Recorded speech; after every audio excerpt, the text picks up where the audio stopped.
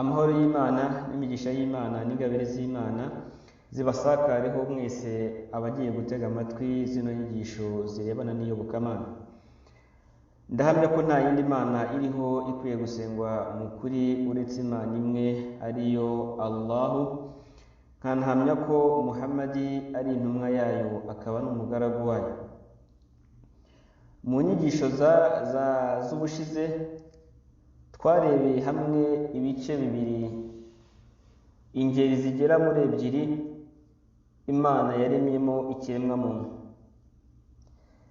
Igice cya mbere naho Imana yaremye umuntu imukomoye mu gitaka, ari we Adamu, ari we dukomokaho twese.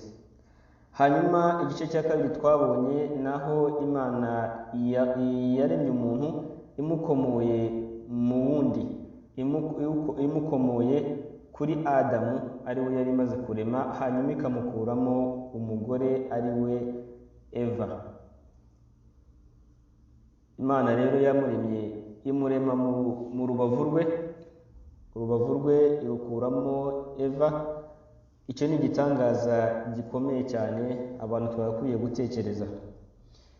Hanyuma rero uyu munsi igice cya gatatu tugiye kureba aho Imana yaremye umuntu imukomoye ku mugore, umugore atahuye n'umugabo.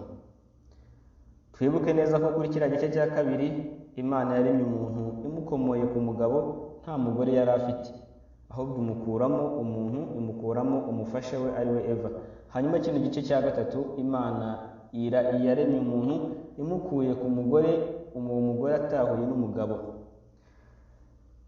Uwo rero ni we Yesu mwene Mariya, ari we Yesu mwene Mariya, bamwe bamwita Yezu, muri Isilamu tumwita Isa mwene Mariya. Imana yamuremye nta se ahubwo afite nyina. Aha benshi bakumva bitashoboka bagendeye ku bwenge bwabo nk'abantu, nyamara ntibari bigeze bibaza ubwo yakomoraga umuntu ku mugabo nta mugore bahuye. Abayisilamu rero twemera ko Yesu yabayeho, akabaho kubw'igitangaza, kandi akaba atari igitangaza cya mbere cyari kibaye ku kuba Imana yaramuremye gutyo, kuko hari n'ibindi bitangaza twabonye muri biriya bice bibiri byarangiye. Abayisilamu rero turabyemera, tukemera ko Yesu yabayeho kubw'igitangaza, kandi tubyemera tugendeye ku nyigisho duhabwa n'Imana muri Korani ndetse n'intumwa yayo ari we Muhammadi, Imana imuha amahoro n'imigisha. Urugero wenda nko muri Korani hari aya zigenda zitwereka ukuremwa kwa Yesu ndetse n'uburyo habayeho ibitangaza bya Nyagasani. Turebe mu isura ya gatatu, isura yitiriwe Al-Imran, isura ya gatatu, umurongo wayo wa 42 kugeza kuri 47, aho Imana igira iti: unibuke ubwo abamarayika bavugaga bati, yewe Mariyamu, mu by'ukuri Allah yagutoranyije, arakweza, anakurutisha abagore bo mu isi muri icyo gihe cye. Ahangaha uyu Mariyamu uri kuvugwa ahangaha ni Mariya nyina wa Yezu, wakuze yibombarika, ari umugambikiramana-kazi. Imana yamugororeye kumweza, ikamurutisha abandi bagore bo mu isi muri icyo gihe. Nanone Imana irakomeza ivuga iti, yewe Mariyamu, iravuga iti, yewe Mariyamu, ibombarike kuri Nyagasani wawe, wubame ndetse ununame usenga Nyagasani wawe hamwe n'abubama. Wubame ununame usenga Nyagasani wawe hamwe n'abunama. Nanone muri aya ya 45 Imana igakomeza ivuga iti, ibuka ubwo marayika yavugaga ati, yewe Mariyamu, yewe Mariya, mu by'ukuri Allah aguhaye inkuru nziza. Imana iguhaye inkuru nziza y'ijambo rimuturutseho, by'uko uzabyara umwana w'umuhungu, izina rye ni Masihi ari we Isa, ari we Yesu cyangwa se Yezu bitewe n'uko abandi bamuvuga, mwene Mariyamu. Azaba umunyacyubahiro muri ino si no ku munsi w'imperuka, kandi azaba mu bari hafi ya Allah. Uko nguko niko Imana iri kutubwira. Ahangaha Imana yohereje marayika ajya kubonekera Mariya kugira ngo amubwire ino nkuru y'uburyo azabyara umwana, ari kandi akamubyara nta mugabo bahuye. Reka twumve noneho ukuntu bimeze. Nanone Imana ikomeza ivuga iti azavugisha abantu mu buhinja no mu bukwerere, kandi azaba umwe mu ntungane. Ahangaha Imana irimo irahishurira Mariya mu bitangaza Yesu azagenda akora ubwo azavugisha abantu mu buhinja, akiri mutoya, akivuka. Imana ikomeza ivuga iti aravuga ati nyagasani wanjye. Uko niko Mariya yasubije, iravuga ati nyagasani wanjye, ni gute nagira umwana kandi nta mugabo wigeze unkoraho? Aravuga ati marayika aramusubiza ati uko niko bimeze, Allah arema icyo ashatse. Iyo yiciye iteka ry'ikintu mu by'ukuri arakibwira ati ba, ubwo kikaba. Uko nguko niko Imana itubwira ubwo yoherezaga marayika kugira ngo ahishurire Mariyamu ibizamubaho.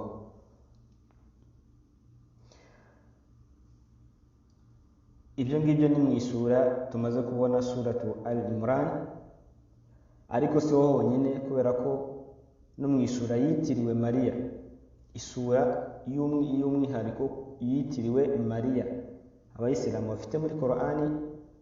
Ibi nabyo bigaragaza uko abayisilamu bemera Mariya ndetse n'umwana yabyaye ari we Yezu batamushidikanyaho. Bafite isura yitiriwe Mariya muri Korani, Mariya nyina wa Yesu.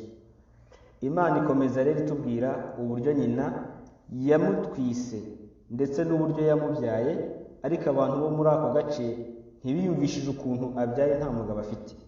Ibi ni ibigaragaza ko rero abantu batari basobanukiwe iby'iki gitangaza muri icyo gihe cye.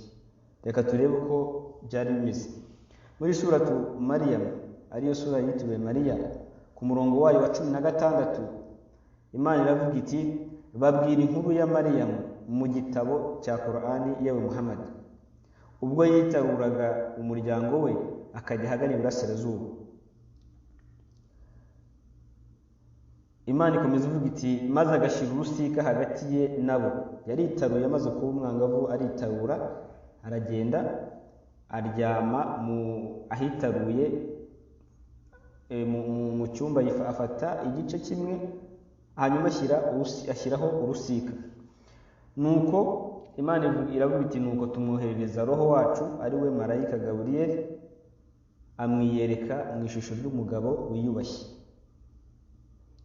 Imana iyo yajyaga kohereza marayika yamwoherezaga mu ishusho, akenshi yamwoherezaga mu ishusho y'umuntu, kugira ngo na wa muntu abonekeye abashe kugira gute kubyakira ndetse no kubasha gushikama, kubera yuko ishusho y'abamarayika biragoye kuba umuntu yakwihangana kuyireba uburyo iba iteye ubwoba. Ahangaha rero yaje mu ishusho y'umuntu w'umugabo wiyubashye. Imana ikomeza itubwira iti Mariyamu yaravuze ati mu by'ukuri niragije kuri nyagasani nyirimpuhwe ngo ndinde ikibi cyaguturukaho niba koko wubaha Allah. Uko niko yabwiye wa mugabo umaze kumubonekera hahandi yari ari he, muri cya cyumba cye yabaga arimo. Marayika aravuga ati mu by'ukuri ndi intumwa ya nyagasani, ndi intumwa y'Imana, ndi intumwa ya nyagasani wawe, ije kuguha inkuru y'impano y'umuhungu wejejwe. Impano y'umuhungu wejejwe, iyo ni inkuru nkuzanye y'uko uzabyara umwana w'umuhungu wejejwe. Mariya aravuga ati ni gute nagira umuhungu kandi nta mugabo nigeze, ndetse nkaba ntarigeze niyandarika? Ibintu ni bibiri, kuba umuntu yarashatse cyangwa se yariyandaritse. Mariya rero byaramutunguye, nta mugabo nigeze, nta nubwo nigeze niyandarika, ni gute noneho, ni gute nagira umuhungu, ni gute nagira umwana? Marayika aramubwira ati uko niko bizagenda, nyagasani wawe aravuze ati ibyo kuri njye biroroshye kumugira ikimenyetso. Imana iravuga iti ibyo kuri njye biroroshye, turashaka kumugira ikimenyetso ku bantu, ikimenyetso kigaragaza ubushobozi bwacu n'impuhwe ziduturutseho, kandi iryo ni iteka ryamaze gucibwa. Uko nguko uko bimeze byarangiye, Imana yanjye guca iteka. Imana ikomeza itubwira iti nuko Mariyamu ari we Mariya aramutwita, atwita Yesu, maze amwitarurana kure y'abantu. Kuvuga ngo amezi amaze kuba makuru, agiye kubyara, yaritaruye aragenda. Nuko ibise bimujyana ku giti cy'umutende, aravuga ati mbega ububabare, yarababaye nk'umuntu nk'uko n'abandi bagore bababara. Aravuga ati mbega ububabare, iyo nza kuba narapfuye mbere y'ibi nkanibagirana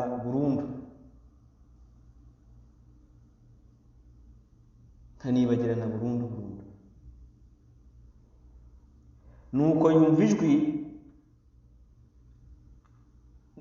ijwi munsi rimuhamagara rigira riti ntugire agahinda, rwose nyagasani wawe yashyizeho isoko y'amazi munsi yawe, unanyeganyeze igiti cy'umutende, kirakumanurira itende nziza kandi zihishije, maze urye unanywe kandi unishime kubera umwana. Nugira umuntu ubona uvuge uti mu by'ukuri njye ndi mu gisibo kubera Imana nyir'imbabazi, bityo uyu munsi nta muntu nza kuvugisha. Ko niko Imana yamutegetse aza kwitwara, kubera ko yabyaye, kandi abyaye nta mugabo bahuye. Abantu b'iwabo bazi yuko atigeze ashaka. Imana yamubwiye uburyo aza kwitwaramo. Nuko Mariyamu arahindukira agaruka muri bene wabo, agera muri bene wabo amuteruye, ateruye uruhinja yamaze kubyara. Maze bamubonye baravuga bati yewe Mariyamu, rwose wakoze amahano, kuko bahise biyumvisha ko yakoze ubusambanyi. Ni gute ubyaye nta mugabo? Wakoze amahano. Yewe batangira no kumubwira ibisekuru bye n'uburyo mu muryango w'ibyo bintu bitigeze bibaho. Baravuga ati yewe mushiki wa Haruna, so ntiyari umuntu mubi, ndetse na nyoko ntiyiyandarikaga. Batangira kumutuka no kumubwira nabi kubera icyo kintu cyabaye. Ariko wibuke ko Imana yamubwiye ati nibagira ikintu bakubaza wowe ubabwire ko wasibye, utagera gute, utagomba kuvugisha abantu. Icyo yakoze yise yerekana rwa ruhinja ngo bamwibarize. Baravuga bati ni gute twavugana n'uruhinja rukiri mu ngobyi? Bumvaga ntabwo bishoboka. Ni gute twavugisha uruhinja rukiri mu ngobyi? Uradukirisha tujye kuvugisha rura ruhinja? Ntabwo bishoboka. Tujya kuvugisha uruhinja ruri mu ngobyi. Ariko kubw'igitangaza cy'Imana, Yesu yahise avuga akiri uruhinja. Aravuga ati mu by'ukuri ndi umugaragu wa Allah, ni umugaragu w'Imana, yampaye igitabo. Igitabo yamuhaye ni ikihe? Ni igitabo cy'ivanjiri, ari Injili. Icyo ni cyo gitabo Imana yahaye Yesu kuzakoresha atanga ubutumwa buturutse ku Mana. Yaravuze rero ati mu by'ukuri ndi umugaragu w'Imana, yampaye igitabo, anangira umuhanuzi. Ko niko Yesu yavuze akiri uruhinja. Akomeza agira ati yanampundagajeho imigisha aho nzaba ndi hose, anantegeka gusenga no gutanga amaturo igihe cyose nzaba ndiho. Igihe cyose nzaba ngifite ubuzima, Imana yantegetse gusenga no gutanga amaturo. Yanantegetse kumvira mama, kandi ntiyangize ikigomeke cyangwa ngo angire inkozi y'ibibi. Uko niko Yesu yavuze akiri uruhinja. Abayisilamu turabyemera. n'abakirisitu ibi ngibi barabyemera ko Yesu yavuze akiri uruhinja, ariko abenshi ntabwo bari bazi ko tubifite no muri Qur'an. Uzasanga hari abavuga bati abayisilamu ntabwo bemera Yesu, abayisilamu ntabwo bemera ibitangaza Yesu wacu yakoze, ariko nyamara twebwe turamukunda ahubwo cyane kurusha. Iyi mirongo yose rero iratugaragariza iremwa rya Yesu mwene Mariya, ukuntu yavutse akomotse kuri nyina gusa, nta mugabo nyina yahuye nawe. Na marayika uvugwa hariya ni marayika Gaburiyeli. Marayika Gaburiyeli mu Bayisilamu tumwita Jibril.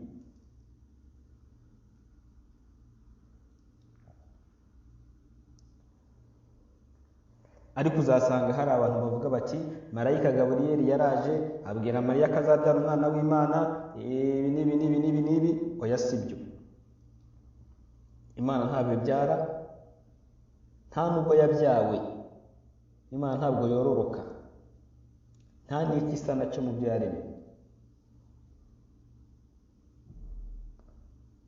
Imana ntabwo yabyawe, ntiyanabyaye, nta n'iki isa nacyo mu byo yaremye. Imana yaremye abantu, Imana yaremye abamarayika, Imana yaremye amajini, Imana yaremye ibiremwa byinshi, ibyo tuzi n'ibyo tutazi.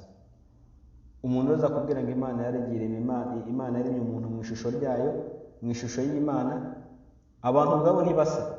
Uri kuvuga ngo Imana yaremye mu ishusho ry'umuntu, yamuremye mu ishusho y'umuntu. Imana yaremye umuntu mu ishusho yayo. Gute? N'abantu ubwabo ntibasa. Uzamubaza uti iyi shusho uri kumbwira Imana nimba isa nanjye ni umunyafurika, irasa n'umunyaburayi, irasa n'umunyamerika, irasa n'umushinwa, irasa shusho ni iyi. Rero Imana ntacyo isa nacyo mu byo yaremye.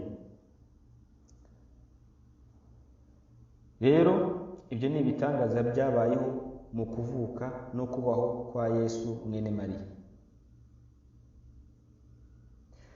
Yesu ubwe mu myigishirize ye ntiyigeze yigisha ko ari umwana w'Imana twebwe tukaba abana b'abantu ngo arekera ngavuge gutyo, ahubwo yigishaga ko twese twaturutse ku Mana kandi ariho tuzasubira. Ushidikanya kuri ibyo yasoma muri Luka 11 umurongo wa 13. Ibi ngibi ni ukugira ngo umukirisitu agende abisome mu gitabo cyabo cya Bibiliya.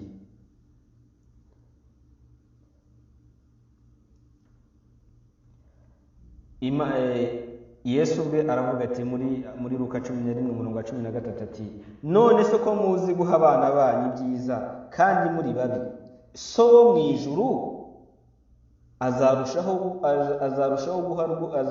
rwose guha umwuka wera abawumusabye. Aha Yesu ubwe ari kubwira abantu avuga ati so wo mu ijuru. Ukibaza uti niba hari aho yavuze ati data wo mu ijuru, kuki abantu bahita bumva yuko data avuze ari se wamubyaye?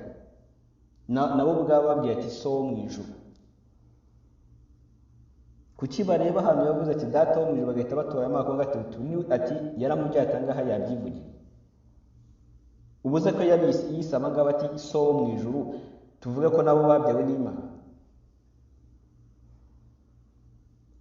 Aha kabiri muri Yohana 8 umurongo wa 40 Yesu yagize ati, ariko dore murashaka kunyica kandi ndi umuntu ubabwiye iby'ukuri, ibyo numvise ku Mana, nyamara Aburahamu we yagize atyo. Aha Yesu ari kubabwira ko ari umuntu, kandi abantu bo mu gihe cye nta nubwo ibi ngibi bigeze babishidikanyaho ko yari umuntu, kuko Abanyayisirayeli si ubwa mbere bari bagezweho n'intumwa z'Imana zikora ibitangaza. Ibyo bari babizi, nta n'umuntu wigeze amwita Imana ku gihe cye.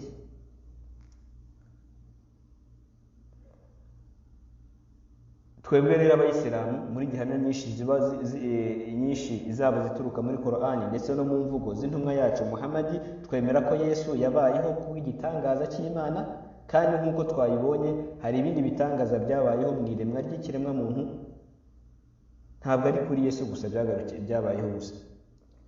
Ibaze niba Imana yarakuye umuntu mu mugore, yarakuye umuntu mu mugabo, ikamurema imukuye ku mugabo, ikamurema imukuye ku mugabo nta mugore bahuye, ese kumukura ku mugore nta mugabo bahuye nibyo byaba bitangaje cyane kurushaho? Bavandimwe rero, abayisilamu bemera cyane Yesu, baramwemera cyane, ariko uzasanga hari abantu bakubwira ibintu bitari byo, bakubwira ko abayisilamu batamwemera. Icyo tudakora nuko tutamusenga, dusenga Imana yo yamwohereje, nk'uko twayibonye ko yavuze ati ngewe noherejwe n'iki? Noherejwe n'Imana, yantegetse gusenga no gutanga amaturo. Rero dusenga Imana yamwohereje, Imana yohereje n'izindi ntumwa zigiye zitandukanye. Umuntu rero zaza akakubwira ati abayisilamu ntabwo bemera Yesu, uzamubwira ute rwose abayisilamu baramwemera kandi cyane. Kandi hari n'ibikorwa byinshi abayisilamu